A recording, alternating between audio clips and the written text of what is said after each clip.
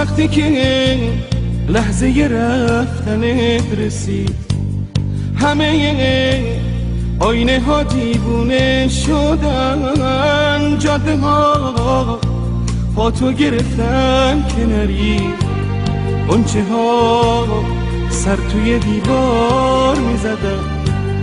وقتی که بهت می گفتم که نرو، آسمون شگفت زده نگاه می کرد، دیوارا داد می زدن گریه بسه، پنجره با دلهوره صدا می کرد. تو که رفتی خونه بیرون شد و رید، پاسدک ها کوچه رو آتیش زدن، دیگه هیچ ستاره خنده نکرد، لحظه ها ساکت و تکراری شدن. تو ازم دور شدی، سایه ها سنگ شدن، ابر و دل تنگ شدن، آسمون محو شدن، قلبامون روز به روز سرد و بیرنگ شدن. تو ازم دور شدی، سایه ها سنگ شدن، ابر و دل تنگ شدن، آسمون محو شدن، قلبامون روز به روز سرد و بیرنگ شدن. تو ازم دور شدی، سایه ها سنگ شدن، ابر و دل تنگ شدن.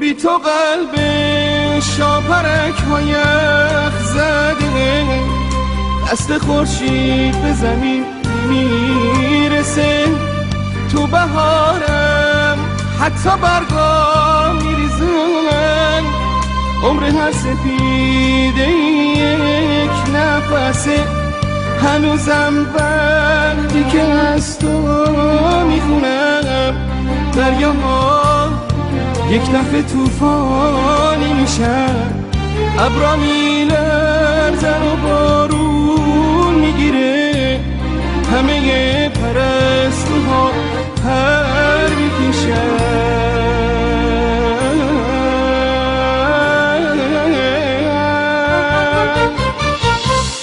تو ازم دور شدی، سایه ها سنگ شدن، ابر و دل تنگ شدن، آسمون محو شدن، قلبامون روز به روز سرد و بیرنگ شدن. تو ازم دور شدی، سایه ها سنگ شدن، ابر و دل تنگ شدن، آسمون محو شدن، قلبامون روز به روز سرد و بیرنگ شدن. تو ازم دور شدی، سایه ها سنگ شدن، ابر و دل تنگ شدن.